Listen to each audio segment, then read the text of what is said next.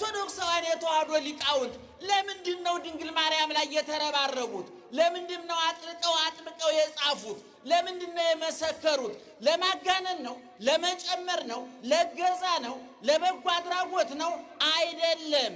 የተደረገለት የገባው መዳኑ የገባው መፈወሱ የገባው ከወደቀበት የተነሳ ከረከሰበት የተቀደሰ ከቆሸሸበት የታጠበ የጨለማ ግዝፈት የገባው ብርሃንን ያደንቃል። የሞት ግዝፈት የገባው ሕይወትን ያደንቃል። የመቃብር ግዝፈት የገባው ትንሣኤን ያደንቃል።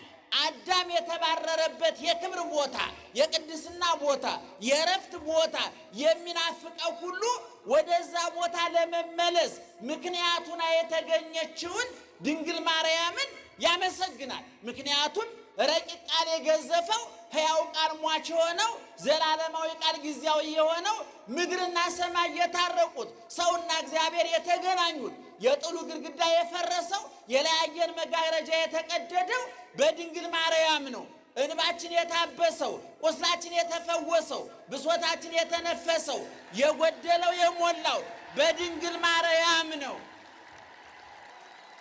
ኦርቶዶክሳዊት ተዋሕዶ ቤተክርስቲያን ሊቃውንት እነ ዮሐንስ አፈወርቅ፣ እነ ቄርሎስ፣ እነ አትናቴዎስ፣ እነ ኤጲፋኔዎስ፣ እነ ቅዱስ ያሬድ፣ እነ አባ ጊዮርጊስ ዘጋስጫ ኋላም ዘመን የተነሱት ብሔራውያን የኢትዮጵያ ሊቃውንት በቅኔያቸው፣ በትርጓሜያቸው፣ በጽሑፋቸው ሁሉ ስለሷ የተናገሩት የተደረገላቸው ስለገባቸው ነው። ምእመናን፣ ሰው ክርስትና ሲገባው ሁለት ነገር ይሆናል። አንደኛው የተደረገለት ይገባዋል፣ የተደረገለት ይሰማዋል፣ የተዋለለት ውለታ ይገባዋል። ሁለተኛ ምን ላድርግ ብሎ ይጠይቃል።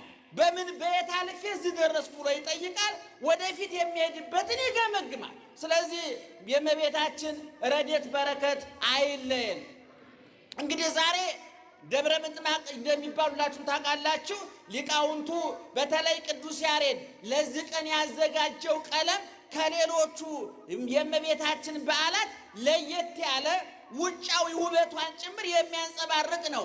ክበበ ገጻ ከመወር ወአዕይንቲሃ ከመኮከበ ጽባሕ ወቆማ ከመበቀልት ለማርያም ድንግል እስመ ወለደት ለነ መናህቧ ዘውእቱ ህብስተ ሕይወት መፍትሔ ሕማማት። የፊቷ ዙሪያ ማለት ነው ምእመናን እንደ ጨረቃ የደመቀ ነው። ዓይኖቿ እንደ አጥቢያ ኮከብ ናቸው። ቁመቷ እንደ ዘንባባ ቀጥ ያለ ነው።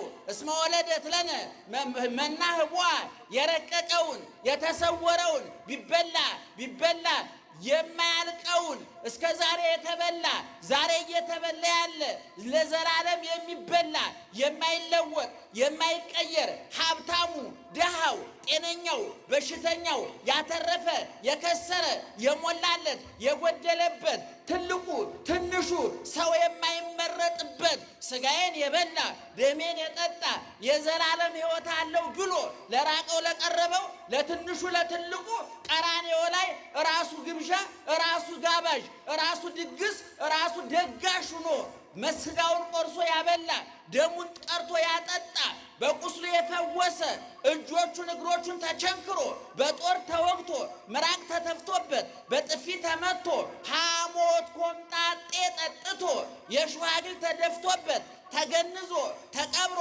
ተነስቶ አርጎ ዛሬ በክብር በሰማይ ነግሶ ገኖ ያለ መልሶ መጥቶ ወደ መንግስቱ የሚጠቀልለንን ኢየሱስ ክርስቶስን ያስገኘሽልን አንቺ ነሽ ነው የሊቃውንቱ የዞረ ድምር ውጤት ምእመናን።